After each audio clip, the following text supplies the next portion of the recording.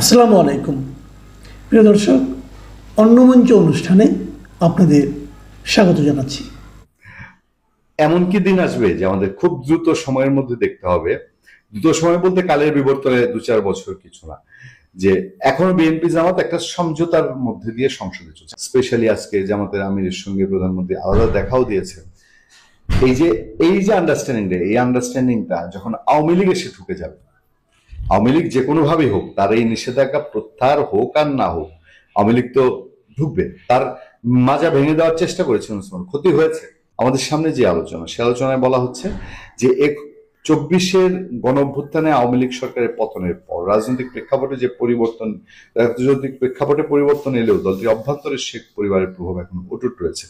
আমরা এটা অলরেডি জেনেছি, আমাদেরকে ইন্ডিয়া থেকে সাংবাদিকরা জানিয়েছে শেখ হাসিনা তার নেতৃত্বে পরিবর্তন তো করছেনই না, করার কোনো চিন্তাও করছেন না। বড়জোর তার ছেলে সজীব অজিত জয়কে মুখপাত্র নিয়োগ করতে পারেন এবং আওয়ামী লীগের অন্যান্য নেতৃবৃন্দ যাদের প্রতি অ্যালার্জি থাকুক, সমালোচনা থাকুক, এটা ওবায়দুল কাদের বলেন, জাহাঙ্গীর কবির নানক বলেন, বাহাউদ্দিন নাসিম বলেন, তারা তাদের মতো করে দলে এখনো প্রভাবশালী আছেন এবং তারাও যতদিন বেঁচে আছেন তারাই আওয়ামী লীগের নেতৃত্বে থাকবেন।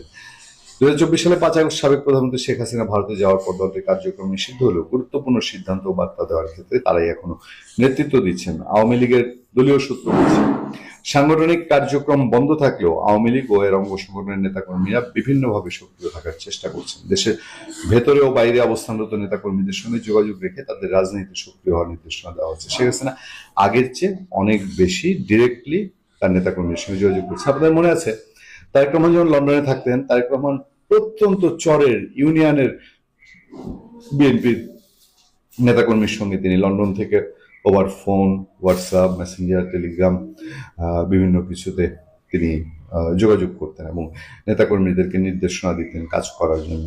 শেখ হাসিনা এখন ঠিক ওই পলিসিটাই নিয়েছেন। তিনি একদম তৃণমূলের যারা যারা নেতৃত্ব দেওয়ার মতো তাদের সাথে সরাসরি তিনি যোগাযোগ রাখছেন বলেই বিভিন্ন সূত্রে খবর পাওয়া যায়। দেশের বাইরেও, ভেতরেও বাইরে অবস্থানরত নেতাকর্মীদের সঙ্গে যোগাযোগ রেখে তাদের রাজনীতিতে সক্রিয় হওয়ার নির্দেশনাও দেওয়া হচ্ছে। দিল্লিতে অবস্থানরত শেখ হাসিনা নিয়মিত বিবৃতি ও অডিও বার্তার মাধ্যমে মতামত দিচ্ছেন এবং অনলাইনে নেতাকর্মীদের সঙ্গে যোগাযোগ রাখছেন। তবে এখনো পর্যন্ত তাকে প্রকাশ্যে কোথাও দেখা যায়নি বা ভিডিও মাধ্যমে উপস্থিত হতে দেখা যায়নি। এটা একটা টেকনিক, এটা কৌশলগত কারণে ভারতের সাথে হয়তো পরামর্শক্রমে শেখ হাসিনা প্রকাশ্যে আসছেন না, ইভেন ভিডিও তো দেখা দিচ্ছেন না। নিশ্চয়ই এটা তার একটা স্ট্রাইকিং পয়েন্ট হিসেবে রেখে দেওয়া হয়েছে। শেখ হাসিনা সারা জীবনই তো আর যতদিন বেঁচে থাকেন তিনি একেবারে এরকম নিজেকে আড়ালে লুকিয়ে রেখে দিবেন, এটা তো ভাবার কোনো কারণ নেই। সুতরাং আমরা এর আগের দিন বলেছি যে ইন্ডিয়াতে একটা সুরা হতে পারে, ইন্ডিয়ায় দেন দরবার একটা হচ্ছে, হবে, সেটা সব পক্ষের সাথেই। একইভাবে আওয়ামী লীগ তার মাঠের প্রস্তুতি রাখছে যে যদি নিষেধাজ্ঞা সরকার না তুলে তাহলে সে কি ধরনের অ্যাকশনে যেতে পারে, সেইটার প্রস্তুতি চলছে বলেই পত্রপত্রিকার খবরে বিস্তারিত জানানো হচ্ছে। আপনি যে প্রশ্নটা করেছেন, এখন আমার ভাবির পোলাদের কথা মনে হয়ে যাচ্ছে। এরা তো সারাদিন চিৎকার করতো, India boycott, India boycott, India boycott, Delhi না ঢাকা, দিল্লি না ঢাকা। মানে এরা তো লজ্জা পায়, বলতে পারে নাই যে দিল্লি না লাহোর, দিল্লি না লাহোর। এই কথাটা বলতে তারা লজ্জা পেত, তাই এখানে দিল্লি না ঢাকা, দিল্লি না ঢাকা। আপনি দেখেন খলিলুর রহমান সাহেব যখন রোহিঙ্গা মিনিস্টার ছিল, মানে আমার ভাষায় বললাম আর কি, জামালপুরের ভাষায়, তখনও কিন্তু তিনি একবার দিল্লিতে গিয়েছিলেন, আমরা জেনেছি। তারপরে তিনি লন্ডনেও গিয়েছিলেন, তাও জেনেছি। আজকে এই যে দিল্লি যাচ্ছে কেন, কি কারণে? কোনো না কোনো তো ঘটনা রয়েছে। তিনি সরাসরি রোহিঙ্গা মিনিস্টার থেকে হয়ে গেলেন সরাসরি উপদেষ্টা, যাদের আমি অপদেষ্টা বলতাম। তারপর তিনি অপদেষ্টা থেকে এই সরকারেরও উপদেষ্টা হয়ে গেলেন।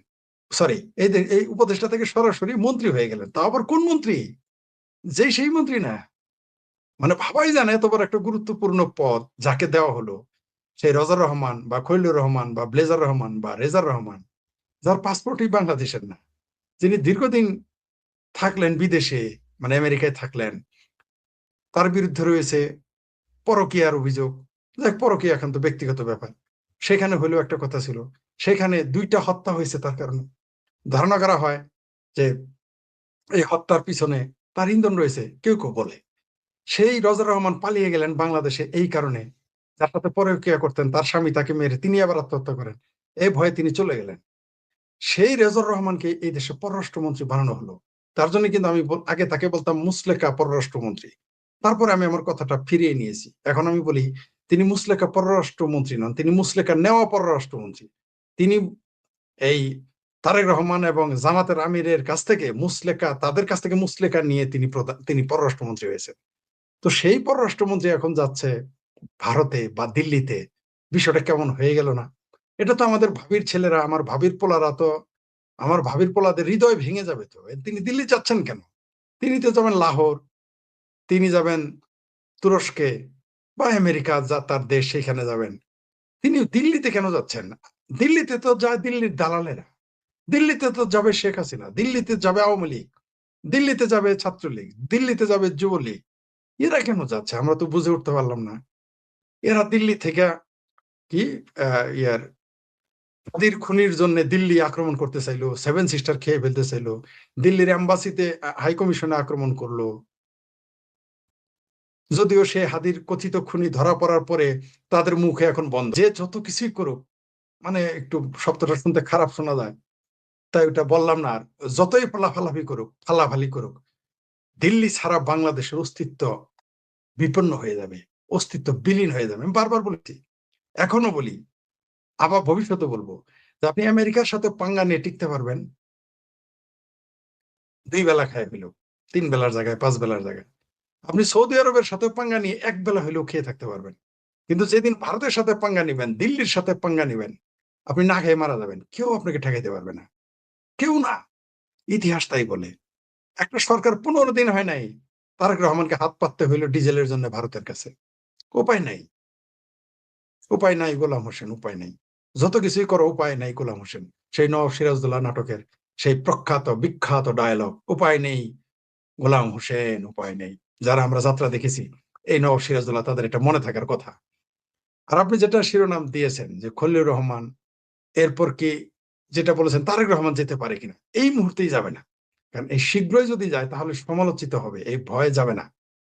কিন্তু মূলত এই পররাষ্ট্রমন্ত্রীর যাওয়া আর তারেক রহমানের যাওয়া একই কথা। হতে পারে দিল্লি থেকেও আবার কোনো নরেন্দ্র মোদী আসবেন না, তার কোনো বড়, তার পক্ষে থেকে শক্তিমান কোনো প্রতিনিধি এই দেশে আসবেন। যেমন জয়শঙ্কর চলে এসেছিলেন খালেদা জিয়ার শোক বার্তা জানাইতে। আবার দেখেন কি সুন্দর চিঠি লেনদেন হয়েছে ঈদে, আপনি জানেন। তো এগুলো কি বোঝা যায়? বাংলাদেশ কখনোই, যে কোনো সরকারি ক্ষমতায় থাকুক, খোদ আমার ভাবির পোলারাও যদি ক্ষমতায় আসতো, এই ভাবির পোলার যে জ্যাঠা শ্বশুর এই জামাতিরাও ক্ষমতায় আসতো, যদিও কোনোদিন আসবে না, তারপরেও কিন্তু এই দিল্লি ছাড়া তাদের কোনো উপায় থাকতো না, কোনো উপায়ই থাকতো না। আপনি দেখেন, আজকে যারা বলেছিল, যেটা আমরা বহুবার আলোচনা করেছি, আপনার চ্যানেলও আলোচিত হয়েছে, অন্য জায়গায় আলোচনা হচ্ছে, যে তেলের কথা বললো যে এখান থেকে তেল পাচার হয়ে ভারতে চলে যাবে, আজকেও সেই ভারত থেকে 7,500 মেট্রিক টন ডিজেল আসছে। মানে মিথ্যা কথা বলার, ভণ্ডামির একটা সীমা থাকা উচিত।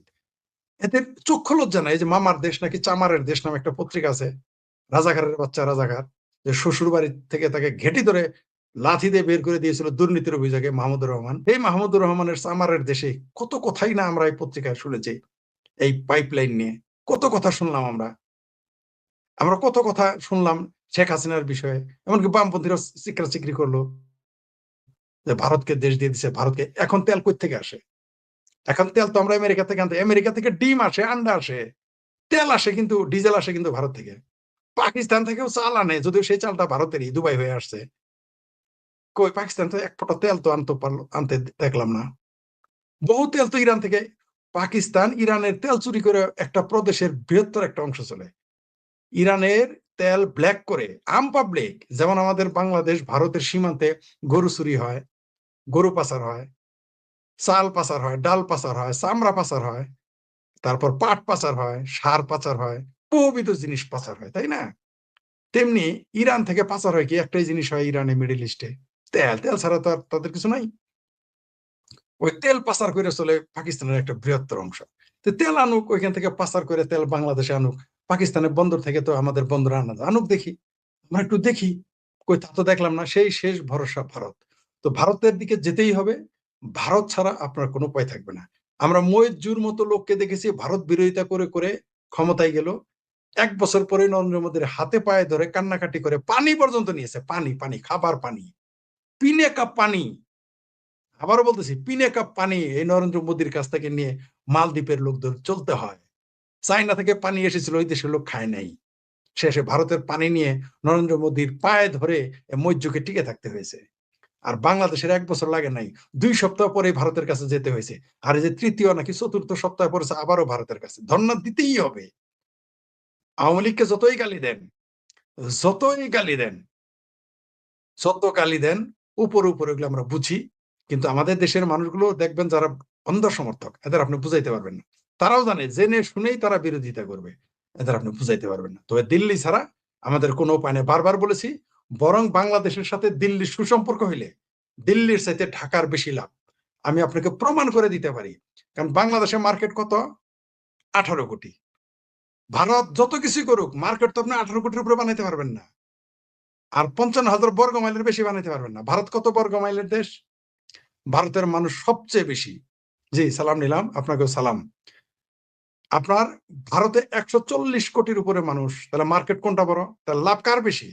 কালকে যদি আমি শুধুমাত্র জুট মিল থেকে সুতা বানিয়ে পাঠাই, সুতা সুতা, যে সুতা দিয়ে ওই যে মানে হাট বাজারে সদাইপত্র বাদ দেয়, এই সুতা বিক্রি করি, বাংলাদেশের দ্বিতীয় মার্কেট দরকার নেই। শুধু সুতা, চটের কথা বাদ দিলাম, বস্তার কথা বাদ দিলাম, পাটজাত দ্রব্যের কথা বাদ দিলাম। চীনের সাথেও তো আমাদের সম্পর্ক ভালো, চীনের সাথেও তো আমরা বন্দরে ব্যবসা করতে, পানিপথে ব্যবসা করতে পারি। তাহলে চীন আর ভারত যদি আমাদের সাথে থাকে, আমাদের পৃথিবীতে কোথাও যাওয়ারই দরকার নাই। আপনি তো প্রোডাক্ট কোথায় বিক্রি করবেন?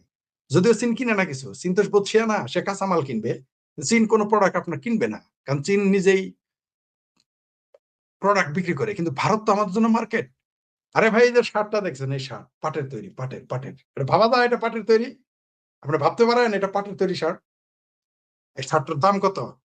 কয় ছটাক পাট লাগছে এখানে, কয় ছটাক আমাকে বলেন, বলেন এই শার্টটা কয়, এটার দাম 2200 টাকা। এই শার্টের দাম 2200 টাকা। কয় ছটাক পাট লাগছে বলেন আপনি আমাকে, এবং মোটা। আপনি এইখানে আমাদের এটা সর্বোচ্চ এখানে 100 টাকার পাট লাগবে, সর্বোচ্চ এখানে 100 টাকার কেমিক্যাল লাগবে, কারেন্ট সহ, মানে 300 টাকা ট্যাক্স আরো হাবিজাবিদের সর্বোচ্চ এর দাম বাংলাদেশি টাকা 500 টাকা পড়বে। আরে ভাই, আপনি যদি 1000 বিক্রি করেন তাও দ্বিগুণ লাভ। ভারত ছাড়া আমাদের কোথাও দরকার আছে আমার মার্কেট? কোনো দরকার নাই, কারণ ভারতের একটা অংশে মোটা শার্ট পরে, আর শীত আর গরম দেখে না, সবসময় পরে, তীব্র গরমের মধ্যে এই শার্ট পরে থাকে তারা। কেন আমরা এটা দেখি না? জুতা ভারতে, আপনি ভারতে জুতার সোল, পাটের জুতার সোল বানায় ভারত আর চায়নাতে বিক্রি করলে পৃথিবীতে আপনার দরকার আছে? আপনি বেচেন না, পাইকারি বেচেন, সমস্যা কি? কিন্তু আমাদের এইদিকে চিন্তা নাই, আমাদের হলো সারাদিন বিরোধিতা করতে হবে। রাজনীতির মধ্যে আপনি দেখেন, মানে বিরোধিতার কারণে বিরোধিতা। বাংলাদেশের সাথে যদি ভারতের সীমান্ত কোন্দল না থাকে, আমি লিখে দিতে পারি আপনাকে, বাংলাদেশ 10 বছরে সিঙ্গাপুরের চেয়ে বেশি ধনী হবে ভারতের সাথে সুসম্পর্ক থাকলে। এই কথাটাই দেশের আওয়ামী লীগের লোকদের আমি বুঝাইতে পারি না। বিএনপি তো দূরের কথা, জামাত তো ঘাওরামি করে, কিন্তু জামাতের ক্ষমতায় আনেন। জামাত যদি কোনোদিন এই বাংলাদেশের ক্ষমতায় আসে, আপনি লিখে রাখতে পারেন সে ভারতের সাথে আজীবন চুক্তি করবে। লিখে রাখেন, যদিও জামাত কোনদিন ক্ষমতায় আসবে না। জামাত যদি আসতে পারতো, সবার আগে ভারতের সাথে ভারতের মার্কেট সে ব্যবহার করতো। জামাত কিন্তু এই শিয়ানাগিরি কাজটা করতো, নিশ্চিত থাকেন এটা করতো। এটা বিএনপিও বুঝে না, আওয়ামী লীগের লোকেরা মাঝে মধ্যে বুঝে না। আজকে তারা আমাদের রপ্তানি করতে দিয়েছে কম টাকায়, আমরা দিল্লি থেকে রপ্তানি। আরে ভাই, ভারতটাকে আপনি মার্কেট বানান না। 140 কোটি মানুষ, 1 টাকা করে প্রতিদিন যদি আসে, প্রতিদিন 140 কোটি টাকা আপনার পকেটে ঢুকবে। এই জিনিসটা বুঝাইতে পারি না, বাংলাদেশের সিনেমা উন্নত মানের বানায় আপনি ভারতে রপ্তানি করেন। সিনেমা আমাদের দেশে চলবে না, আমাদের দেশে অত সিনেমা হল নাই, আমরা না খাই মারা যায় আমাদের শিল্পী। কিন্তু আপনি উন্নত মানের সিনেমা বানিয়ে ভারতে পাঠান না, আপনার সমস্যা কি? এখন ভারত কখন দেখবে? যখন আমার সাথে সম্পর্ক ভালো। কিন্তু আপনি ভারতের 7 স্টার খাই ফেলবেন, দিল্লি দখল করবেন, আপনি আমার বাড়ি দখল করবেন, তো আমার বাড়িতে আপনি ঢুকতে দিব? এই বাংলাদেশে 19,000, আমি দুঃখিত আর 2 মিনিট সময় দিয়েছি, হয়তো বেশি নিয়ে ফেলেছি, যেহেতু প্রসঙ্গটা চলে আসছে। দুই দুই এই দেশের 1971 সালে 19,000 সৈন্য শহীদ হয়েছে ভারতের, আমাদের স্বাধীনতা যুদ্ধে। তাহলে ওই দেশটার সাথে আমার কেন ভিসা লাগবে যাইতে? এই প্রশ্ন আগে আমি জানতে চাই বাংলাদেশ সরকার এবং ভারত সরকারের কাছে। কেন আমি ভিসা করে যাব? কেন, যে বাংলাদেশের 1 কোটির উপরে মানুষ আশ্রয় নিয়েছিল ভারতে, কেন সেই ভারতে আমাকে যেতে ভিসা নিতে হবে?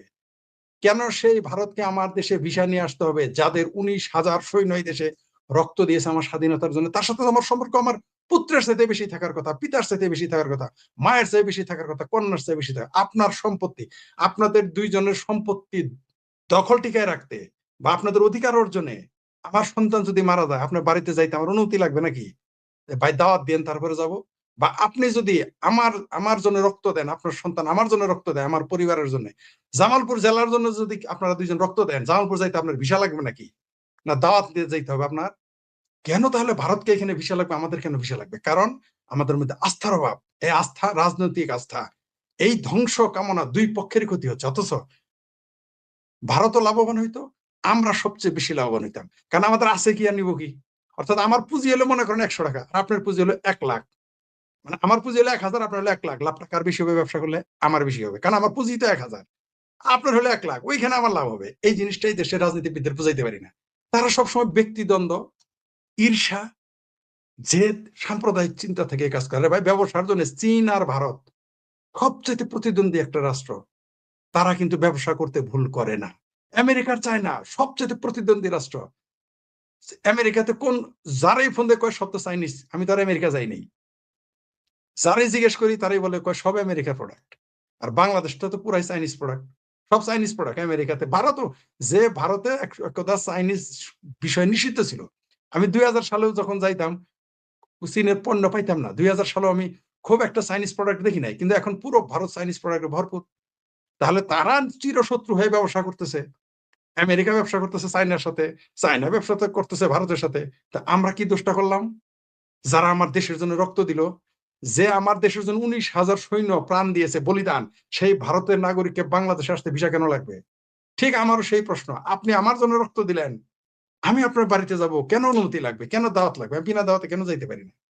বাংলাদেশ থেকে এই ভারত আর বাংলাদেশের ভিসা পদ্ধতি বাতিল করতে হবে, সুসম্পর্ক স্থাপন করতে হবে। তাছাড়া এই বাংলাদেশের অস্তিত্ব বিলীন হয়ে যাবে, আমরা টিকে রাখতে পারবো না। ভারতের ক্ষতি হবে না, ভারতের সাময়িক ক্ষতি হবে, কিন্তু আমাদের দেশের অস্তিত্ব হুমকির মধ্যে পড়বে, সার্বভৌমত্ব থাকবে না। ধন্যবাদ। বাংলাদেশে টিকাদান কর্মসূচিতে ব্যাপক সাফল্যের পরে হঠাৎ করে কি এমন ঘটলো যে এখন অসংখ্য শিশু হামে মারা গেছে? রাজশাহীতে নাকি 21 জন মারা গেছে, আবার শুনছি যে শতাধিক শিশু হামে আক্রান্ত হয়ে মারা গেছে। কেন মারা গেছে?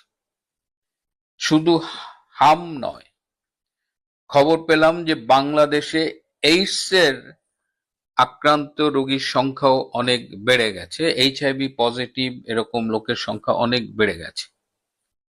এর দ্বারা কি বোঝাচ্ছে? বাংলাদেশে যে জনস্বাস্থ্য কার্যক্রম, যে পাবলিক হেলথ প্রোগ্রামস গুলো আছে, সেগুলো কি ঠিকমতো কাজ করছে না। এবং পাবলিক হেলথ প্রোগ্রাম যখন কাজ না করে তখন সেটা সমগ্র দেশবাসী, জনস্বাস্থ্যকে হুমকির মুখে ফেলে দেয়। একজন জনস্বাস্থ্য বিশেষজ্ঞ হিসেবে আজকে আমি এই গুরুত্বপূর্ণ বিষয় নিয়ে আপনাদের সাথে কথা বলবো।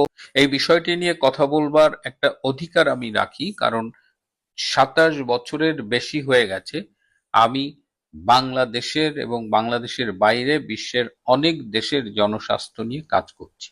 অভিজ্ঞতার সেই জায়গা থেকে আমি বলতে পারি যে বাংলাদেশের যে স্বাস্থ্য ব্যবস্থা, তার যে আউটলাইন, তার যে রূপরেখা, তার যে স্ট্রাকচার, এটা পৃথিবীর অন্যতম একটা সেরা স্বাস্থ্য ব্যবস্থার স্ট্রাকচার। স্পেশালি উন্নয়নশীল দেশগুলোকে আপনি চিন্তা করতে পারেন যে একেবারে সেই কমিউনিটি হেলথ ক্লিনিক, সেখান থেকে ইউনিয়ন পর্যায়ের, সেখান থেকে উপজেলা হাসপাতাল, জেলা হাসপাতাল, এভাবে যে রেফারেল সিস্টেমগুলো ডেভেলপ করেছে। ব্যবস্থাপনা ত্রুটি হয়তো আছে, কিন্তু এই সার্ভিস স্ট্রাকচারটা কিন্তু খুবই ভালো। এবং আমাদের অহংকার করবার মতো যে কার্যক্রমগুলো আছে তার মধ্যে একটা হলো এই টিকাদান কর্মসূচি, EPI, expanded programme on immunisation, সম্প্রসারিত টিকাদান কর্মসূচি। এবং বাংলাদেশে এইটার শিশুরা যেন নিয়মিত টিকা নেয় জন্মের পর থেকেই, এবং এর জন্য নিয়মিত প্রোগ্রামগুলো তো আছেই, এছাড়াও মাঝে মধ্যে ক্যাম্পেইন করে, special campaign for vitamin A, special campaign for measles, এরকম মাঝে মধ্যেই যখন যেটার প্রয়োজন, গুরুত্বপূর্ণ যেটা, সেটার জন্য কিন্তু এই ক্যাম্পেইনগুলো করা হয়। এবং বাংলাদেশে এই বাংলাদেশে এই টিকাদান কর্মসূচিতে মূলত সহায়তা প্রদান করে বিশ্ব স্বাস্থ্য সংস্থা, ইউনিসেফ এবং গ্যাভি। গ্যাভি হলো একটা global alliance on for vaccine and immunisation. এই গ্যাভি কিন্তু বাংলাদেশের টিকাদানের যে পারফরমেন্স তার জন্য সেই 2009 সালে আর 12 সালে, if I am not mistaken, দুইবার কিন্তু বাংলাদেশকে বেস্ট পারফর্মিং কান্ট্রি হিসেবে পুরস্কৃত করেছে। এবং 2019 সালে বাংলাদেশে এই টিকাদান কর্মসূচির সাফল্যের জন্য আমাদের মাননীয় প্রধানমন্ত্রী শেখ হাসিনাকে ভ্যাকসিন হিরো পদক দেওয়া হয়। অর্থাৎ আমাদের দেশের এই যে ইমিউনাইজেশন, আমাদের দেশের অ্যাটলিস্ট 95% শিশু কিন্তু এই কাভারেজের ভেতরে আছে। এবং হার্ড টু রিচ যেসব এলাকা আছে, সেই দুর্গম পাহাড়ি এলাকা বা যেখানে পৌঁছতে কষ্ট হয়, সেইগুলোকে স্পেশাল টার্গেট করে সেখানে কিন্তু এই ইমিউনাইজেশন প্রোগ্রামটাকে অ্যাড্রেস করা হয়েছে। এবং ইমিউনাইজেশন প্রোগ্রাম যাতে সফল হয় এই জন্য মাঠ পর্যায়ে অসংখ্য কর্মীকে চাকরি দেওয়া হয়েছে। তাদের কাজই হলো মানুষকে উদ্বুদ্ধ করে এই টিকা কর্মসূচি সফল করা। তো এই সাফল্যের পরে হঠাৎ আজকে যখন আপনাদের সামনে কথা বলছি, তখন শুনছি একদিন 21 জন মারা গেছে, আবার শুনছি 100 জন মারা গেছে। তখন এটা তো মেনে নিতে কষ্ট হয়। কেন এরকম হয়েছিল, এর পেছনে কারণটা কি? সেই কেঁচো খুঁড়তে সাপ বেরোনোর মতোই আমরা দেখলাম যে গত 24 সালের 5ই আগস্ট অবৈধ ক্ষমতা দখলের পর থেকে ইউনূস সরকার মোটামুটি স্বাস্থ্যের উপরে একেবারে খড়গ চালিয়েছে। স্বাস্থ্যের যে যে কাজগুলো, যে পাবলিক হেলথ প্রোগ্রামগুলো ছিল, এগুলোর উপরে ব্যাপক কাটছাট করা হয়েছে। তারা যে প্রতি বছর অপারেশনাল প্রোগ্রাম বাজেট করে যে একটা স্পেশাল কাজগুলো করতো, সেটা টোটালি বন্ধ করে দিয়েছে। অথচ স্বাস্থ্যে কিন্তু লুটপাট থেমে থাকেনি। স্বাস্থ্যের যে উপদেষ্টা ছিলেন, গার্লফ্রেন্ড কোটায় যিনি উপদেষ্টা হয়েছিলেন, নূরজাহান বেগম, তার লুটপাটের কথা সর্বজন বিদিত। আরেকজনের নাম আমরা শুনি না, কিন্তু তিনি ডক্টর ইউনূসের এই স্বাস্থ্য বিষয়ক বিশেষ সহকারী ছিলেন, অধ্যাপক সাইদুর রহমান খসরু। শোনা যায় তিনিও শত শত কোটি টাকার মালিক হয়েছেন। এবং এই যে ডিজি